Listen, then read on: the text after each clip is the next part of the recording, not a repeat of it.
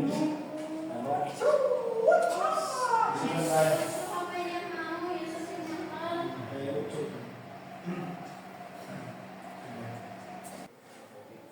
warahmatullahi wabarakatuh. Waalaikumsalam warahmatullahi wabarakatuh. Ya, selamat pagi Bapak Ibu. Alhamdulillah.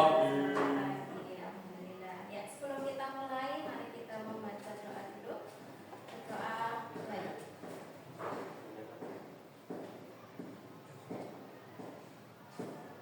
Selesai. Ya, untuk hari ini kita akan melakukan diseminasi budaya positif dari SMK Negeri 1 Kecubong untuk asinan kami dari CPK Angkatan 11. Untuk disiplin positif dan nilai-nilai kebajikan universal akan disampaikan sama Bapak Juni. Monggo Pak Juni, saya silakan waktu dan temannya. Terima kasih. Baik, terima kasih atas waktu yang sudah diberikan kepada saya. Assalamualaikum warahmatullahi wabarakatuh. Waalaikumsalam warahmatullahi wabarakatuh. Sebelumnya saya ucapkan terima kasih kepada teman-teman yang bersedia hadir pada pagi hari ini dalam rangka diseminasi budaya positif SMK Negeri 1 Kecubong CGP Angkatan 11 Kabupaten Purbalingga.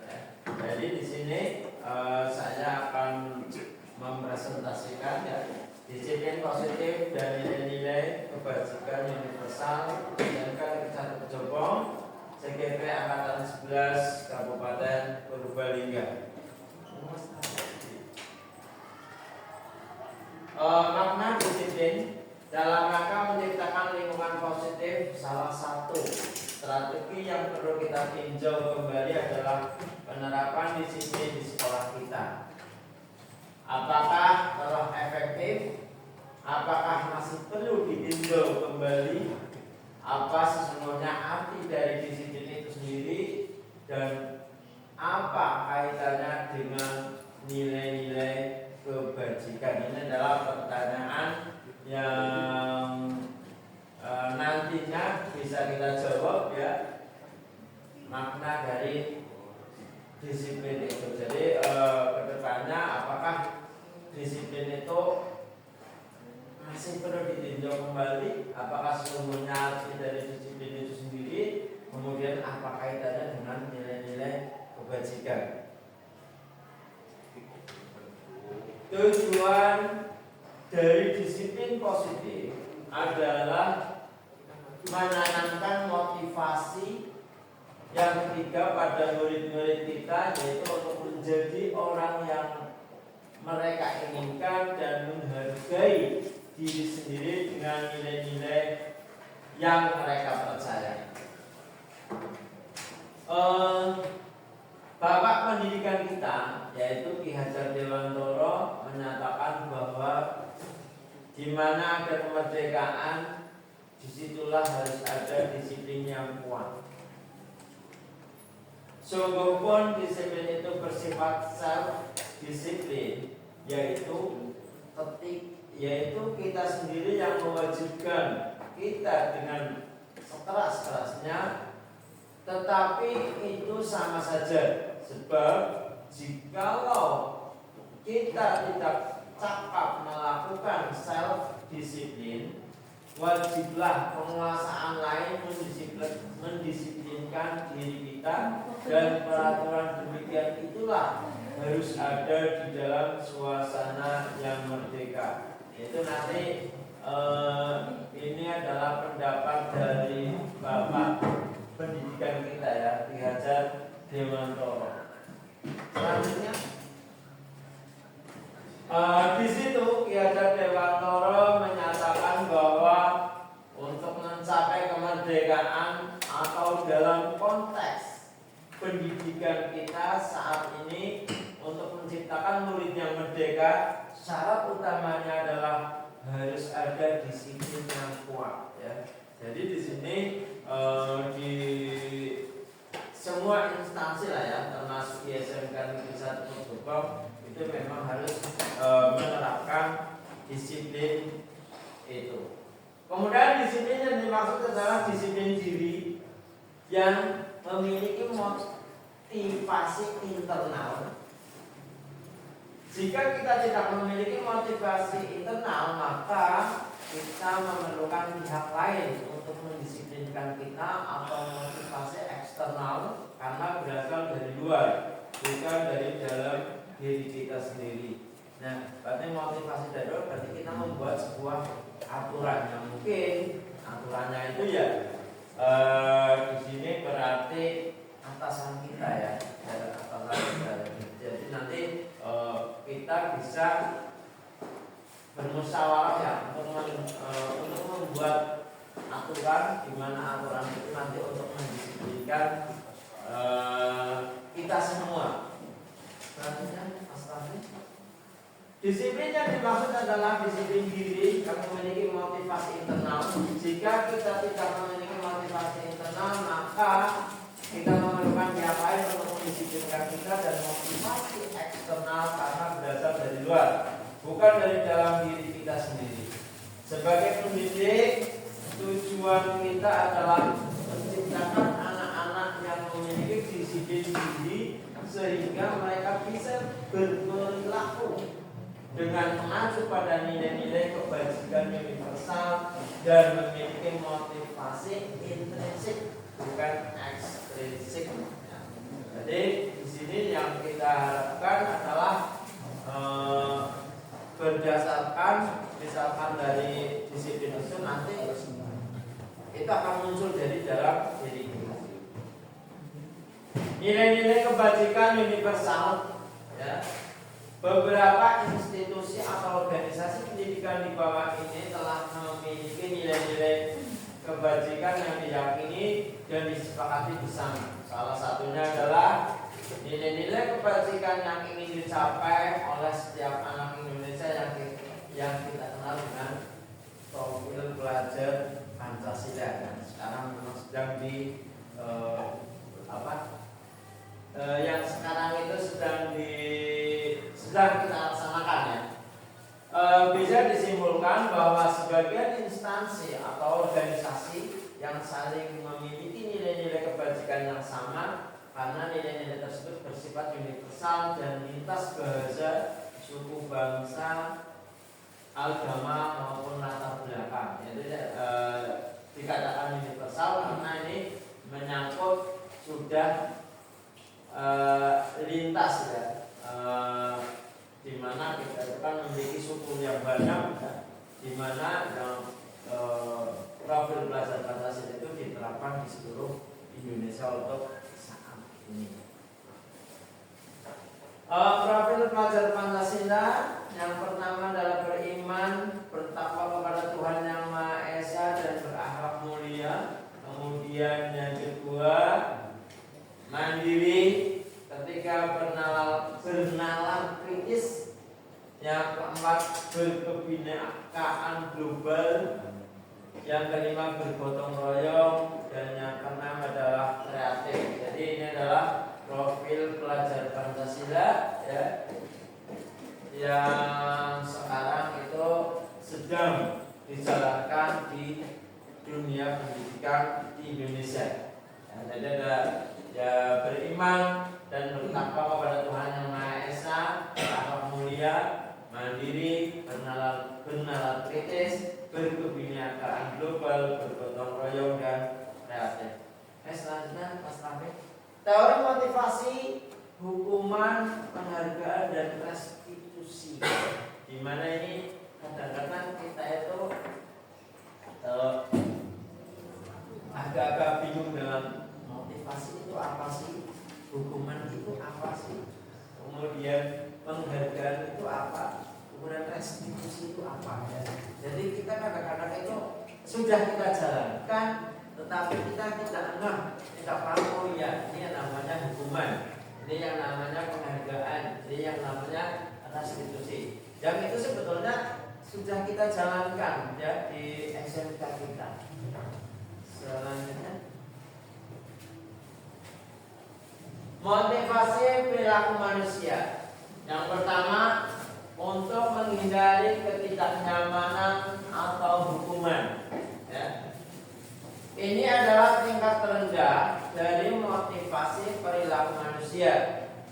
Biasanya orang yang motivasi perilakunya untuk menghindari hukuman atau ketidaknyamanan akan bertanya, apa yang akan terjadi apabila saya tidak melakukannya? Sebenarnya mereka sedang menghindari permasalahan yang mungkin muncul dan berpengaruh pada mereka secara fisik, psikologis, maupun tidak terpenuhinya kebutuhan mereka. Bila mereka tidak melakukan tindakan tersebut, motivasi ini adalah bersifat eksternal atau dari luar. Kemudian yang kedua adalah untuk mendapatkan imbalan atau penghargaan dari orang lain. Ya, jadi motivasi ini adalah motivasi menginginkan sesuatu dari orang lain. Ya. Ini biasanya kalau misalkan anak-anak kita itu kan kalau misalkan kamu harus ranking 1, nanti saya beli ini. Ya, saya beli sepeda. Nanti kalau kamu ranking 1 masuk dalam 3 besar, misalkan kalau ranking 1 saya belikan sepeda.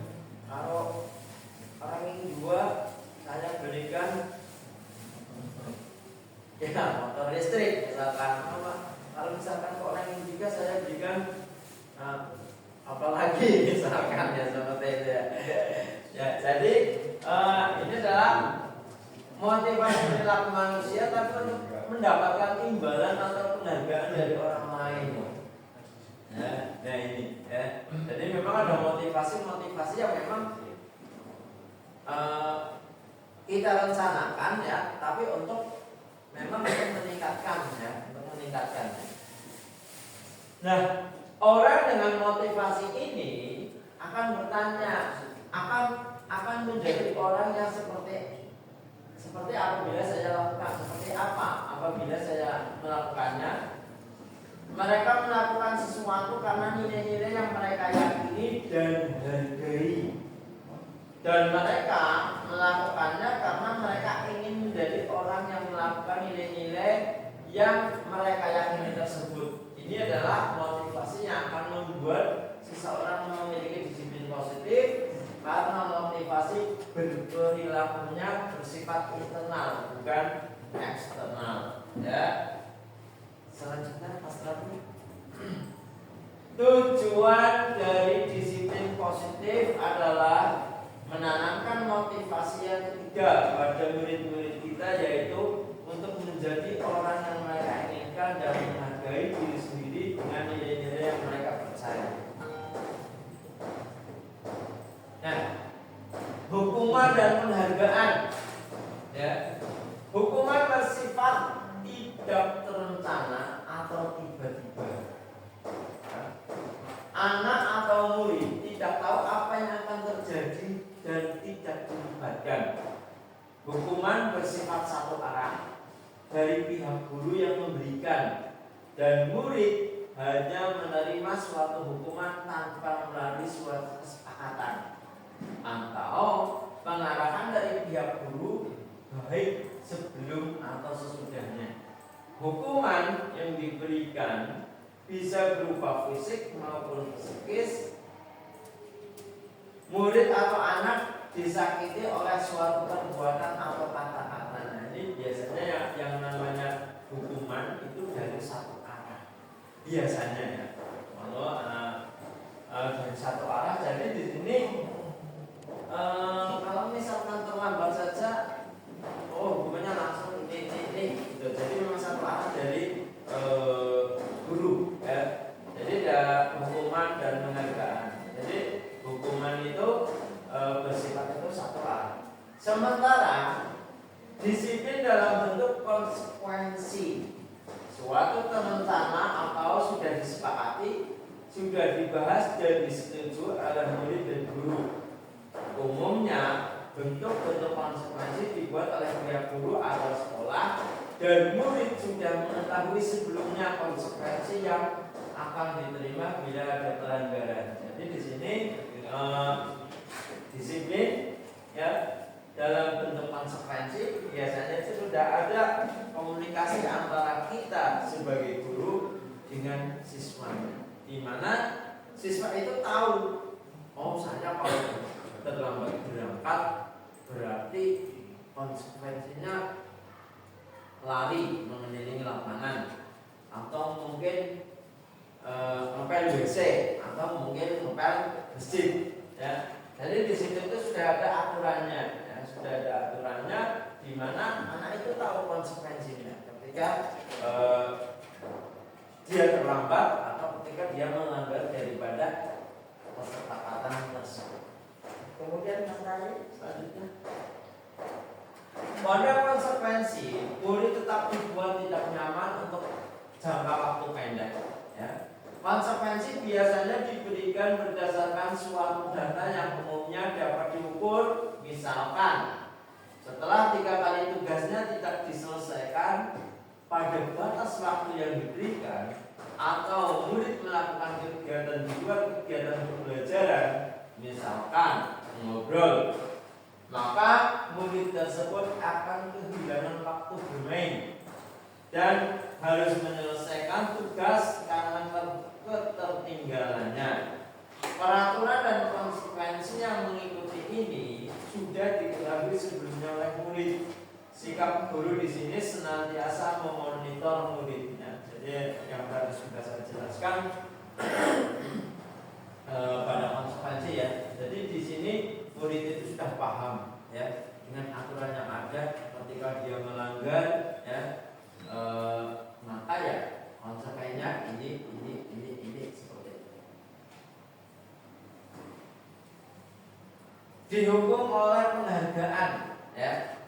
Saat ini kita berulang kali menjanjikan hadiah kepada anak-anak agar berperilaku bertanggung jawab, atau kepada seorang murid agar mempelajari sesuatu yang baru, atau kepada seorang karyawan agar melakukan pekerjaan yang berkualitas.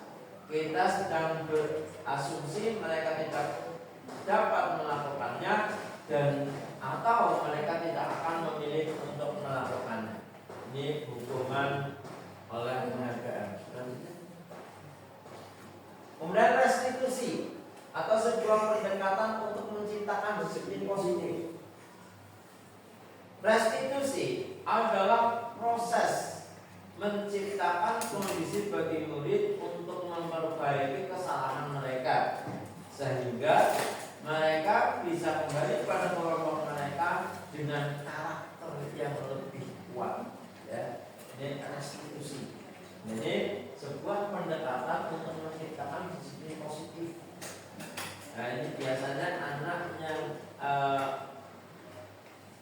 memiliki, intinya kalau misalkan anak bertengkar, 2 anak, ya, kemudian anak bertengkar 2 anak ini yang salah satunya itu bisa saja menyakiti yang satunya lagi, ya. Kemudian anak ini yang nanti kita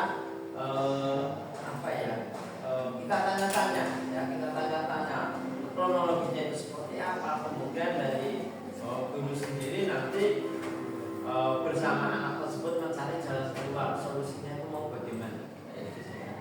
Jadi itu restitusi, proses penciptaan kondisi bagi murid untuk memperbaiki kesalahan mereka, ada kesalahan murid itu, sehingga mereka bisa kembali pada kelompoknya dengan karakter yang lebih kuat.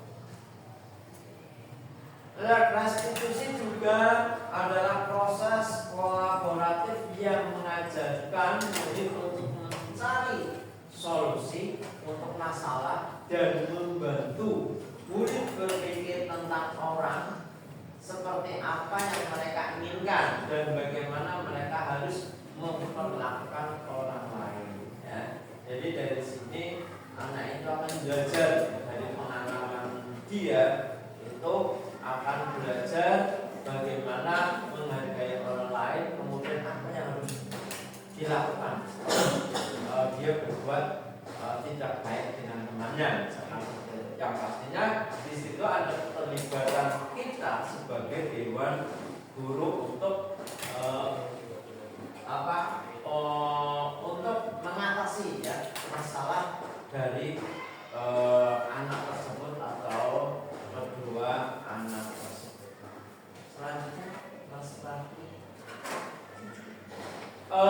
bawah ini adalah ciri-ciri restitusi yang membedakannya dengan program disiplin lainnya. Ya. Restitusi bukan untuk menebus kesalahan, namun untuk belajar dari kesalahan.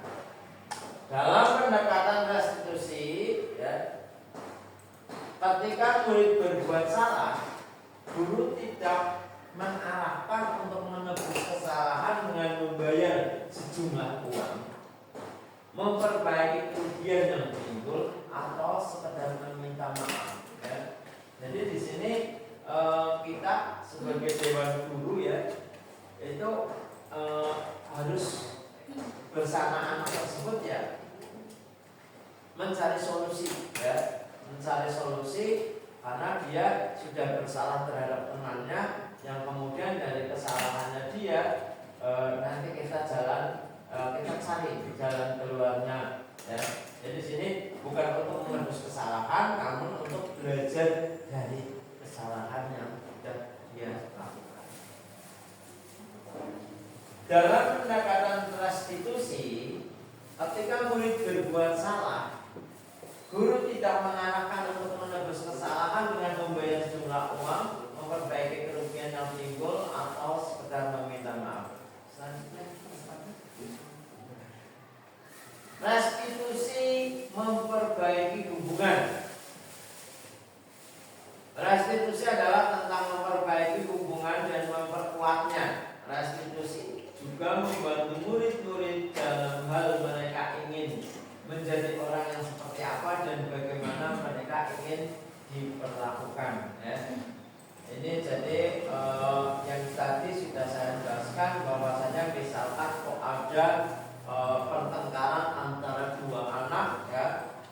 Nah, di mana pertengkaran dua anak itu yang dua-duanya sama-sama bersalah, ya, tapi nanti keduanya itu bisa dipanggil satu persatu atau mungkin satu anak, ya. Kemudian kita tanyakan kronologisnya seperti apa. Kemudian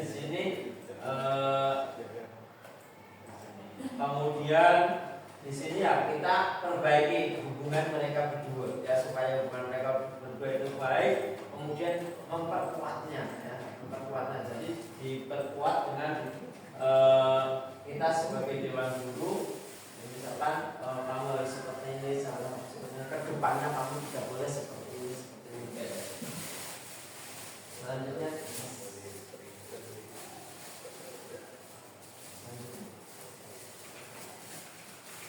disiplin post restitusi menuntun untuk melihat ke dalam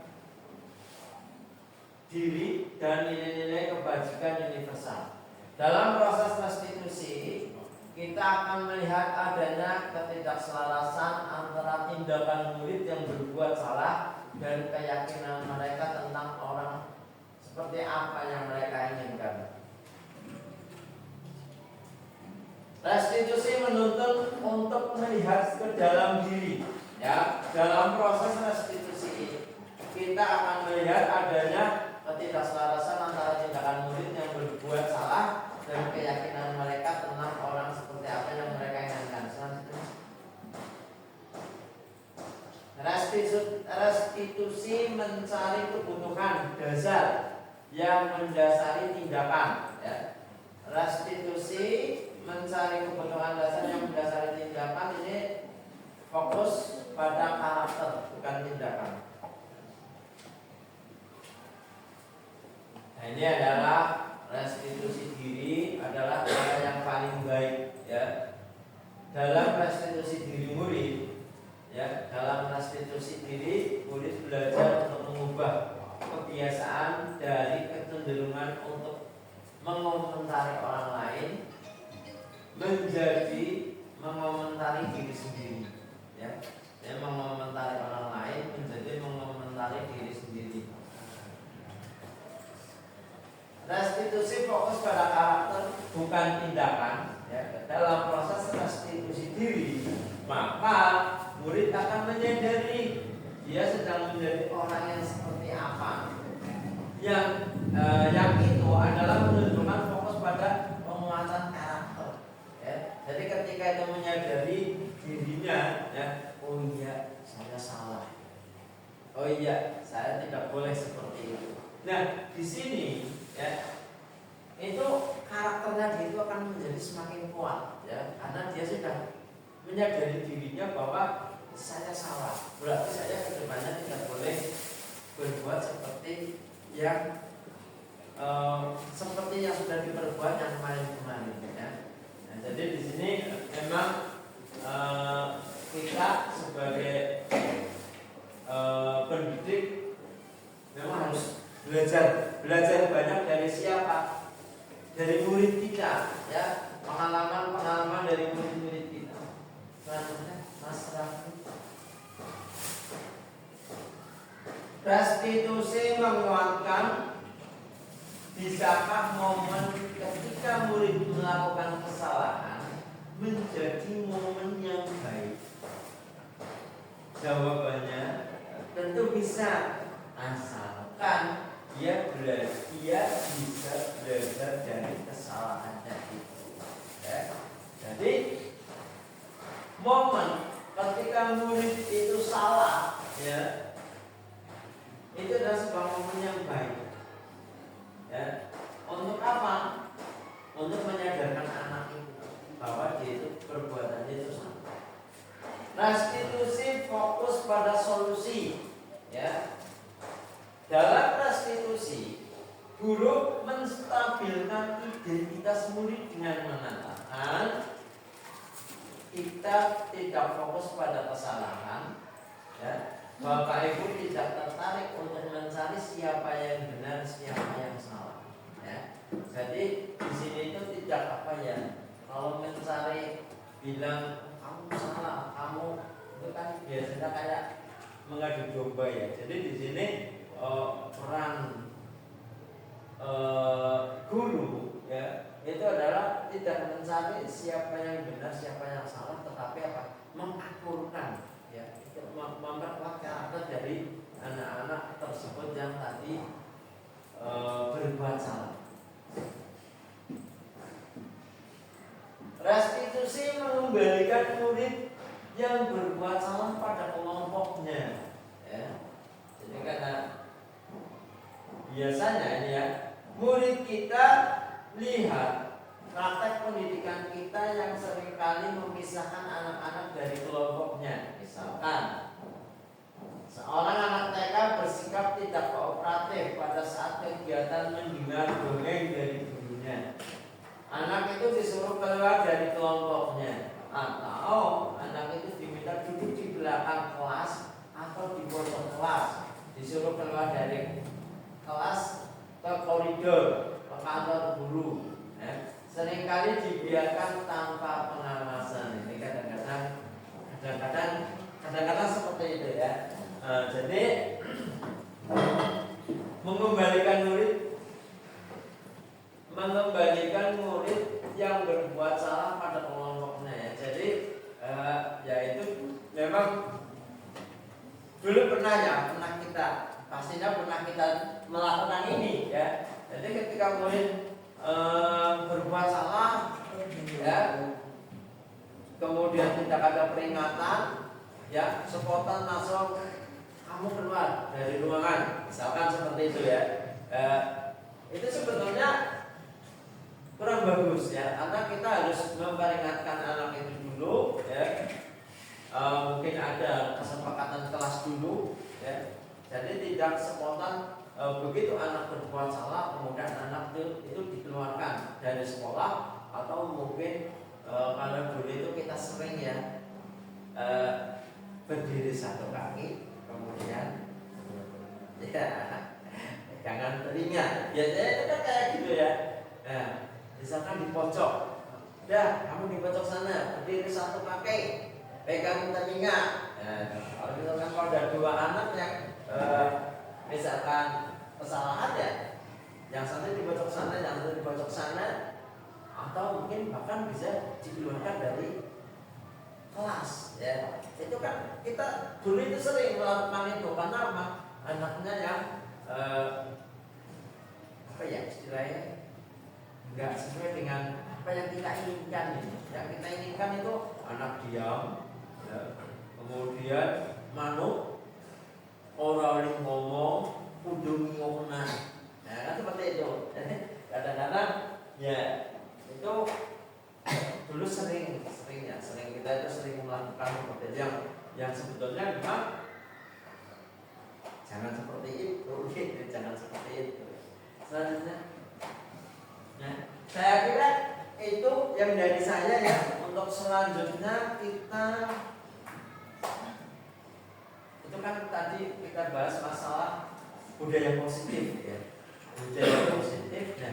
Nah, mungkin pengalaman dari Bapak Ibu ya, budaya positif yang sudah dilaksanakan di kelas itu seperti apa? Barangkali dari Bapak Ibu ada yang bisa menyampaikan pengalaman ya, pengalaman dengan selama di sekolahan ya, itu selama di kelas ya, karena pastinya kan Bapak Ibu kan ada ya yang jadi wali kelas itu kan pasti menerapkan budaya positif di kelas atau aturan-aturan yang ada di kelas ya, seperti apa yang bisa diceritakan ya. Mungkin siapa kalian yang mau menyampaikan, Pak Bu Mori atau Pak Bu Asik mungkin ya Bu ya. Ya, pengalaman-pengalaman yang sudah pernah diterapkan ya di kelasnya masing-masing. Moga Pak Bu Hari bisa mungkin menyampaikan ke saya atau berbagi ilmu lah ya yang mungkin bisa diterapkan di kelas yang lain. Silakan Pak Bu Hari. Saya Mas Joni. Iya. Buat dulu ya. Oke, terima kasih akhirnya Mas Joni atas kesempatannya kami diberi ikut sertakan di acara desain ini. Ini cukup bagus sekali materinya. Dan dari Pak Juni menginginkan kami untuk menyampaikan pengalaman-pengalaman di kelas. Biasanya kami kalau di kelas itu beberapa kelas mungkin sudah ada kesepakatan kelas ya, dengan kelas atau dengan wali kelas atau dengan pelajaran misalkan. Tapi bulan yang sudah berjalan dengan saya sudah jalan itu, saya selalu berpatokan di kelas itu ada peraturan tertib, ada peraturan tertib. Ketika anak misalkan telah masuk misalkan pada pelajaran, biasanya jam-jam rawan itu di jam istirahat pertama itu antara jam 9.45 sampai jam 10. Ini anak-anak biasanya antara jam 9.30 sampai jam 9.45. Jadi anak-anak masuk di jam 10 bahkan lebih mungkin ya. Iya. Ini biasanya kami itu karena sudah jalan 10 menit atau 15 menit, anak-anak baru masuk misalkan.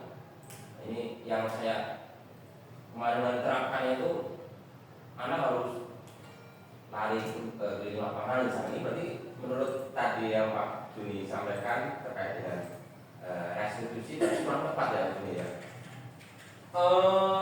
Kalau menurut saya selama itu sudah ada kesepakatan di kelas, ya nggak masalah. Yang penting ada kesepakatan. Berarti kan anak itu kan sudah tahu konsekuensinya. Misalkan kok dia ternyata masuknya jam 10, padahal seharusnya setengah 9.45 misalkan. Kemudian dia lama makan di kantin, padahal dia tahu waktu ini sudah terlambat ya. Tapi ternyata mungkin dengan dia ngobrol dengan teman dan lain sebagainya, atau mungkin bareng-bareng ya, karena memang itu sudah menjadi kesepakatan kelas, berarti dia sudah tahu aturannya itu ya, itu tidak masalah. Menurut saya tidak masalah ya, karena itu memang sudah ada kesepakatan dan dia itu sudah paham. Nanti saya kalau masuk jam 10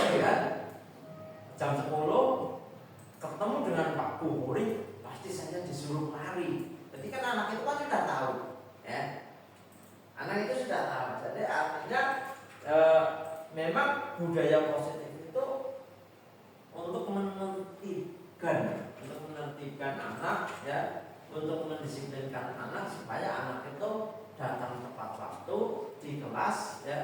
Nah, paling tidak nanti setelah anak itu dikasih konsekuensi, itu berarti kan konsekuensinya anak ya. Berarti ya setelah itu nanti anak itu ya bisa kita panggil kembali untuk memperbaiki dirinya supaya tidak berulang pada hari-hari berikutnya. Kan seperti itu, kayak gitu. Ya, terima kasih Pak Buhari sudah menceritakan pengalaman ya, pengalaman dari kelasnya Pak Buhari ya. Ya memang seperti itu Pak. Ya kita harus gimana ya? Berpihak pada murid, tapi kita juga harus di sini kita terapkan aturan dalam rangka mendisiplinkan anak tersebut. Mungkin ada lagi yang pengalaman yang lain.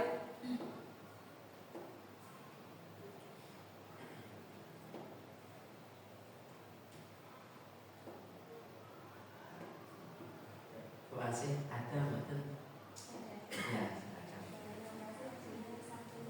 Kalau dari saya sendiri itu kemarin baru saja belum lama nih Pak kejadian terkait dengan kedisiplinan dalam kelas, yaitu ketika di awal sudah ada kesepakatan kelas nih terkait ketika guru sedang mengajar menjelaskan siswa itu tidak boleh bermain HP, adanya sama HP. Mungkin di kelas penjelasan mungkin juga sering terjadi ketika kita sedang menjelaskan materi, mungkin ada anak-anak yang bermain HP sendiri mungkin atau buka WA atau malahan ada yang main game kan. Nah itu kalau kemarin saya terapkan di kelas itu ketika anak ketahuan main HP, awalnya saya ingatkan terlebih dahulu ya, silakan yang masih buka HP, masih main HP, HP-nya disimpan di tas ya. Jangan dilaci, karena kalau dilaci kan itu rawan untuk dibuka lagi. Nah itu sudah saya ingatkan di awal, kemudian saya lihat ada yang tetap main HP. Dan terus saya ingatkan yang kedua, ya silakan simpan dulu HP-nya ya. Dan tanpa saya sebutkan namanya dan tanpa saya dekati anaknya yang sedang main HP. Dan itu saya peringati secara keseluruhan. Nah kemudian ketika saya sudah mengingatkan yang kedua, ternyata masih saja buka HP gitu kan. Ketika saya sedang menjelaskan materi. Nah ketika itu saya langsung dekati anaknya, Mbak. Ketika ada pembelajaran, ketika guru sedang menjelaskan, kalau main HP konsekuensinya bagaimana Mbak? Konsekuensinya HP-nya diambil. Nah ketika saat itu juga akhirnya HP-nya saya ambil. Dan setelah itu anak boleh mengambil HP-nya itu ketika pulang sekolah. Jadi sehari itu anak jadinya nggak pegang HP lagi. Nah itu sudah ada konsekuensinya kan, anak ini sudah tahu konsekuensinya di kelas kalau main HP berarti HP-nya akan diambil.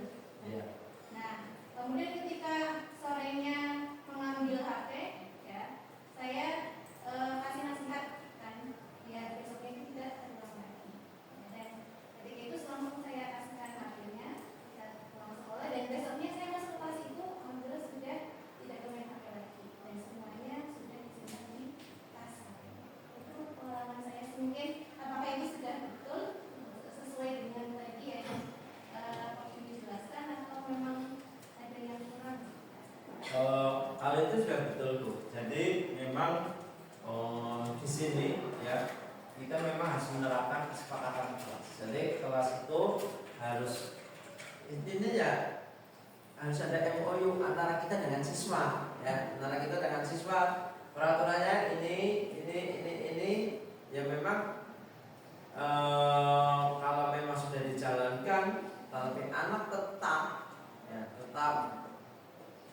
melanggar ya, memang kita harus secara halus kita ingatkan kesepakatannya seperti apa. Ya kita ingatkan kembali kesepakatannya, karena kan barangkali kan yang namanya anak, walaupun kita sudah menyepakati ya, pada hari Senin misalkan, tapi ternyata hari Selasa dia melanggar dari kesepakatan itu, kan bisa saja ternyata anak itu yang pertama mungkin lupa dengan kesepakatan yang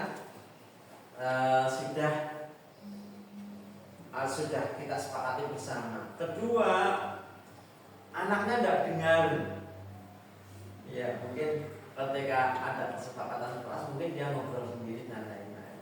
Jadi memang dengan cara seperti itulah kita ingatkan. Jadi paling tidak itu ya ada ya 2 kali atau 3 kali ya kita ingatkan.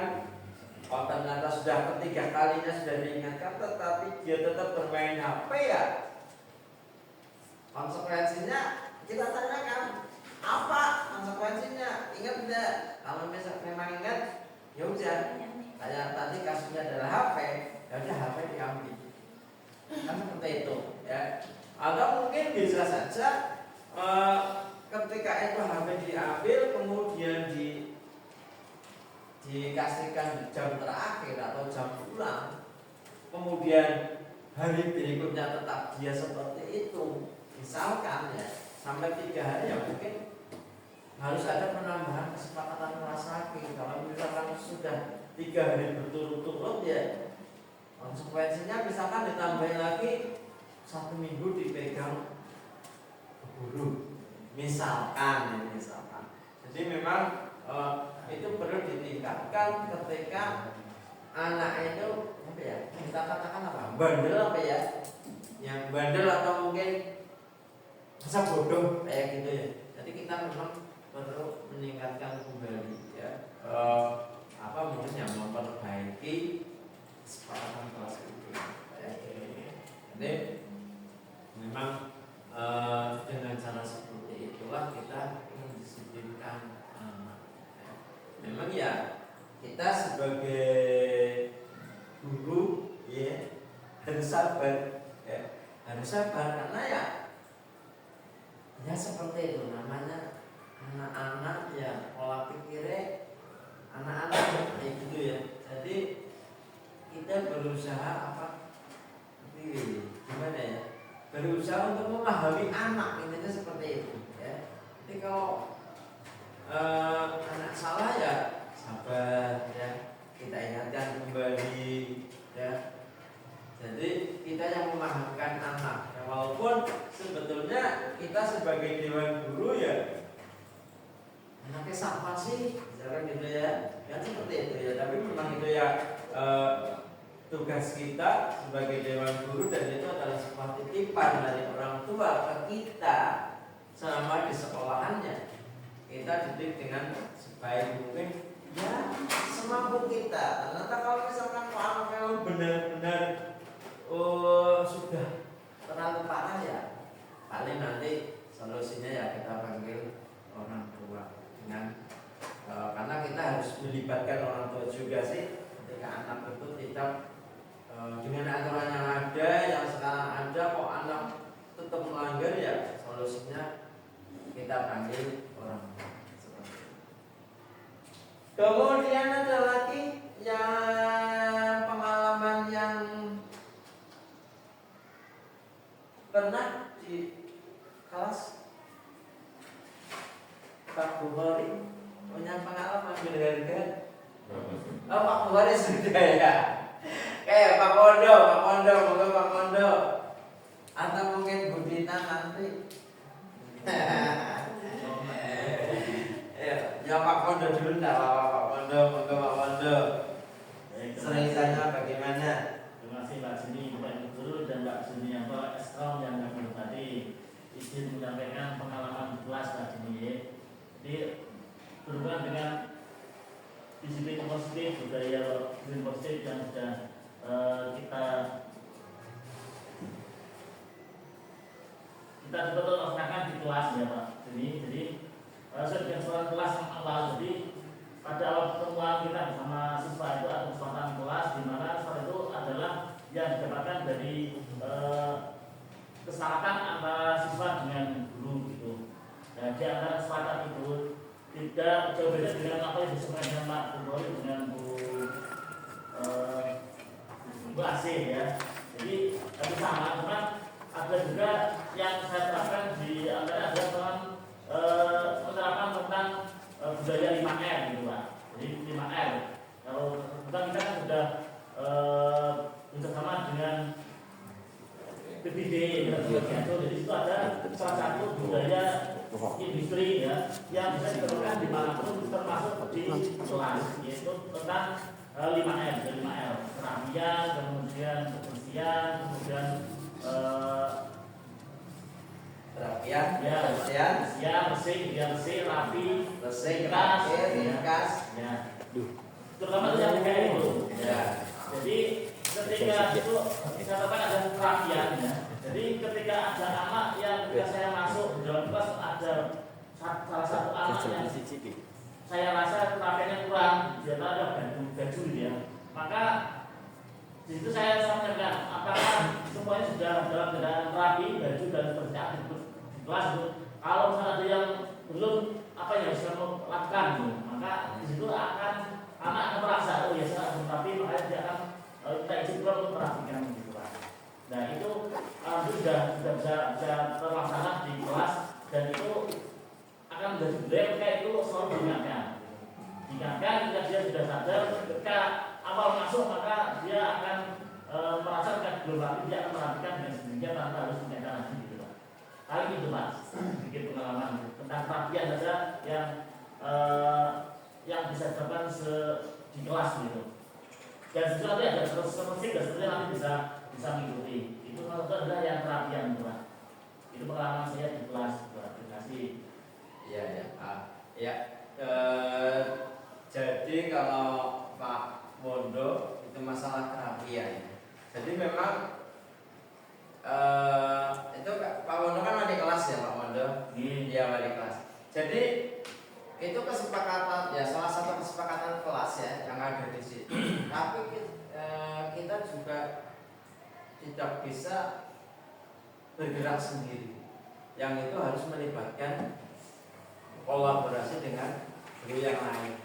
Contoh kalau misalkan kok di sini berarti oh iya jam pertama Pak Mondo masuk karena sebagai wali kelas setiap hari. Tapi itu nanti kan jam kedua itu kan ada guru yang lain, ya, ada guru yang lain. Jadi memang guru yang lain juga harus tahu kesepakatan kelas yang ada di situ. Artinya apa? Nanti jam kedua berarti ya kalau ada anak yang sikepannya misalkan ya dilepas lagi ya nanti yang pelajaran jam kedua juga harus mengingatkan kepada anak tersebut.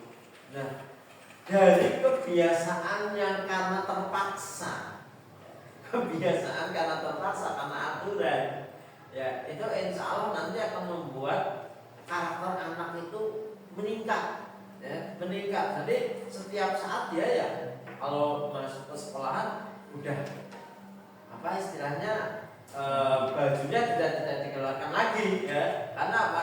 Selalu diingatkan. Inilah pentingnya budaya positif yang ada di kelas. Jadi memang anak itu harus dipaksa terlebih dahulu dengan aturan yang ada, kemudian dari keterpaksaan itu menjadi sebuah kebiasaan yang positif. Jadi itu memang kita sebagai guru ya harus seperti itu memang dalam rangka untuk mendisiplinkan anak ya, dalam rangka untuk mendisiplinkan anak. Kemudian Budita ada nggak Budita pengalaman yang berharga? Ini kebetulan akuntansi. Kalau mau ada yang mau bertanya, Bapak Ibu, Budita, silakan.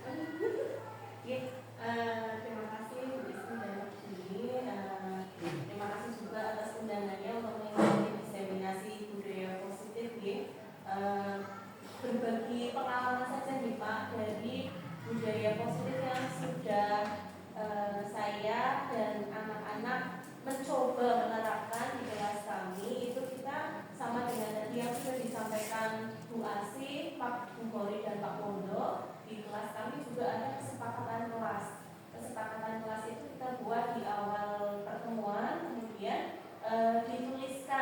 di sebuah poster, di situ ada poin-poin kesepakatan apa yang sudah disepakati bersama. Nah, di situ nanti anak-anak bisa paham, oh mana yang menjadi kesepakatan kita bersama untuk dilaksanakan seperti itu Pak. Salah satunya tadi selain budaya 5R, rapi, ringkas dan sebagainya itu di pembelajaran, setiap kali pembelajaran khususnya untuk pembelajaran praktek di lab, sebelum melaksanakan pembelajaran praktek kita mengecek kelengkapan alat dulu dan kebersihannya. Kemudian setelah pembelajaran untuk disiplin positifnya, setelah selesai pembelajaran komputer dimatikan dan merapikan lagi meja dan kursi lab. Jadi yang artinya itu tidak rapi dirapikan lagi. Kemudian selain itu untuk budaya positif yang sudah diterapkan lagi itu adalah budaya 5S, dari sapa, senyum, sapa, santun, sopan dan santun gitu Pak. Jadi kita mencoba untuk membiasakan anak apabila bertemu dengan guru ya itu sebaiknya anak itu selain bertemu dengan guru kita budayakan untuk tidak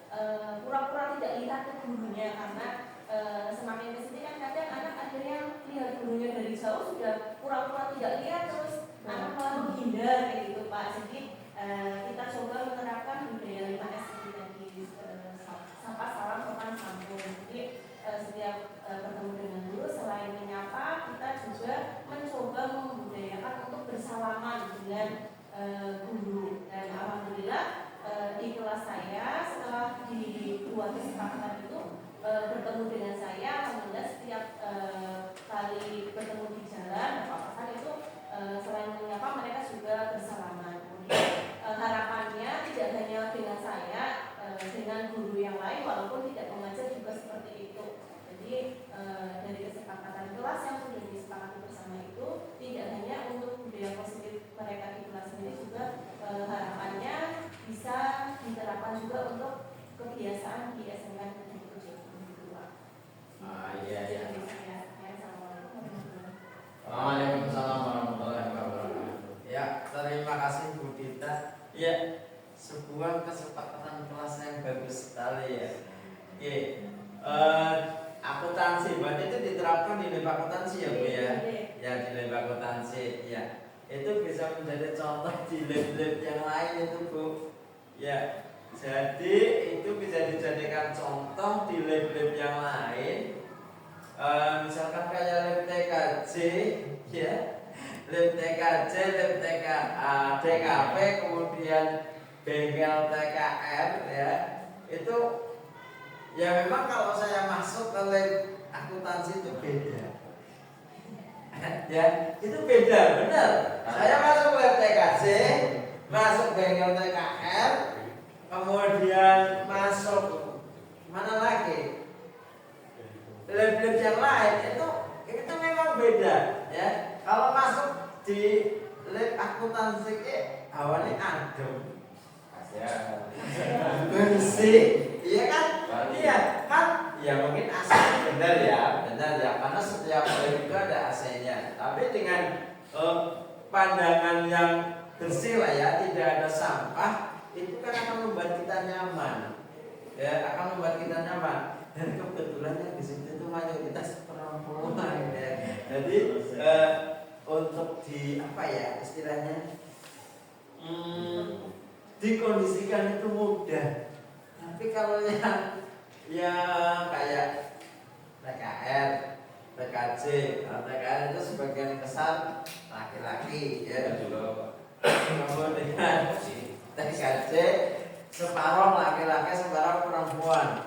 Itu ya gimana ya, ada yang bisa melaksanakan, ada yang tidak. Dan memang kebersihan itu penting sekali Bu, apalagi sekarang itu sudah ada vakumnya ya. Jadi setiap ya memang kita sebagai apa ya, dewan guru ya, sarpas, sarana prasarana itu memang penting. Jadi kita siapkan, nyuruh anak suruh nyapu kok tidak ada sapunya, itu kan kita bingung ya. Nyuruh anak untuk membersihkan lab, ternyata karena itu sudah menggunakan karpet, berarti kan harus ada vakum.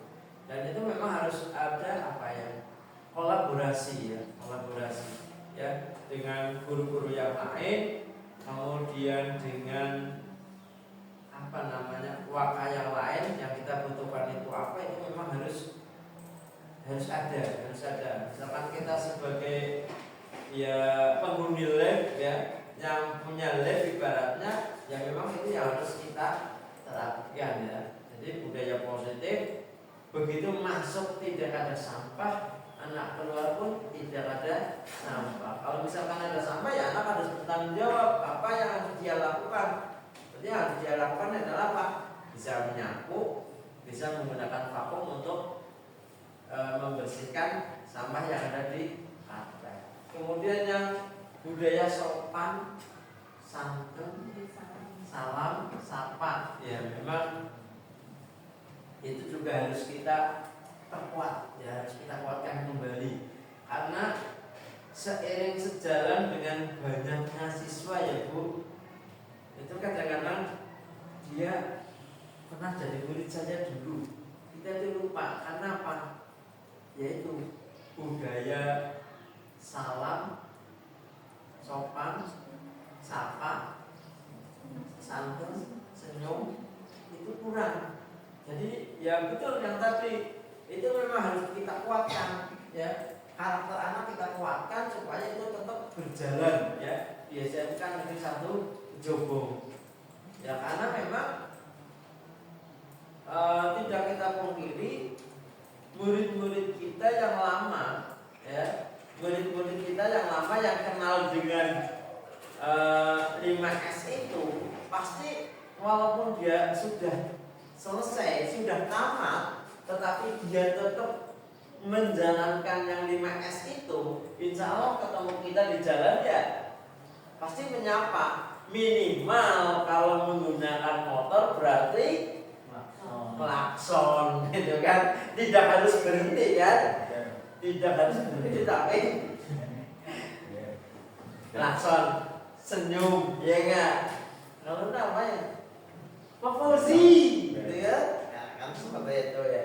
Jadi itu memang perlu sekali ya dengan budaya positif, di mana budaya positif itu nanti bisa yang tadi Demak kasih itu bisa mengeratkan kita ya sebagai dewan guru dengan peserta didik maupun peserta didik dengan peserta didik ya. Jadi peserta didik dengan peserta didik, kemudian antara peserta didik dengan guru. Jadi kita kuatkan karakter anak tersebut untuk itu. Ya, memang harus harus. Jadi yang tadi harus bersih ya, kita harus jalankan ya seperti itu ya. Jadi ya terima kasih Bu Dita. Jadi itu bisa menjadi contoh ya untuk lab TKC, bengkel TKR ya, yang resik itu harus kita jalankan. Dan itu memang sebaiknya kayak itu ya, kayak di kelas ya, itu bisa menjadi kesepakatan sekolah sebetulnya ya. Itu menjadi kesepakatan sekolah, bukan hanya kesepakatan kelas ya, tapi bisa juga dijadikan sebagai kesepakatan sekolah. Kalau misalkan yang harus resik ya, harus bersih, berarti ya harus ada tempat sampah dan lain sebagainya ya, untuk itu semua. Ya, sekarang coba ada perwakilan untuk refleksi, monggo Bu Nur.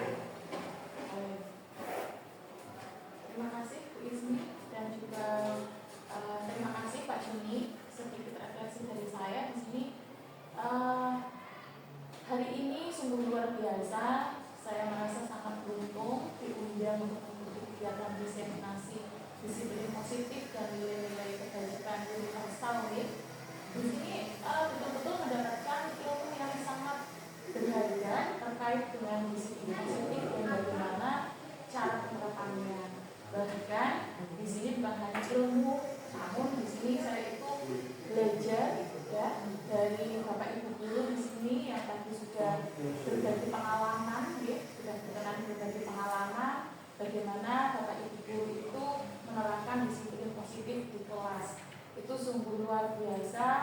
sekali lagi saya mengucapkan terima kasih Pak Juni.